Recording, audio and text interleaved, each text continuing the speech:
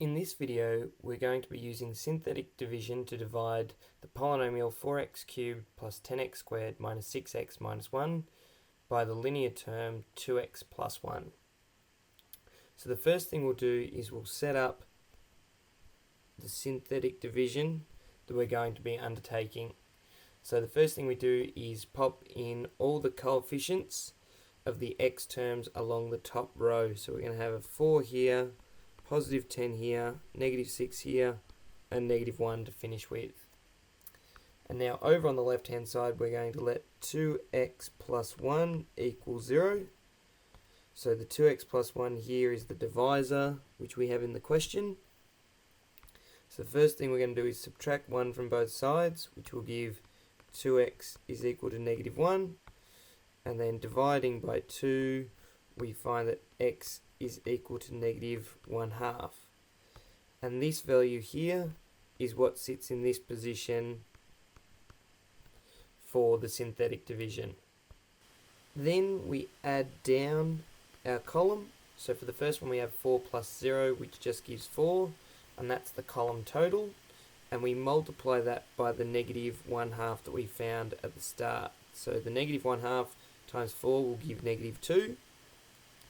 And then we repeat our process by adding down the column. So 10 subtract 2 will give positive 8. And then negative 1/2 times by 8 will give negative 4. Adding down the column, we'll have minus 6 plus minus 4 will give negative 10. And then we multiply negative 1/2 by negative 10, and we get positive 5. And adding down the last column, we have negative 1 plus 5, which will give positive 4.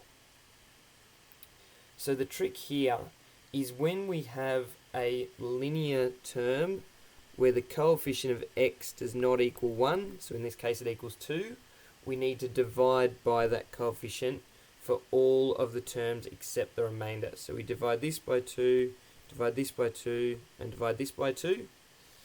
And we're going to find then that our quotient is going to be 4 on 2, which is 2x squared, plus 8 on 2, which is 4x, minus 10 on 2, which is negative 5. And we don't divide our remainder by the 2, so that's just plus 4 over the divisor, which is 2x plus 1. So these terms here are the quotient. The 4 is the remainder. And the 2x plus 1 was the divisor that we had at the start.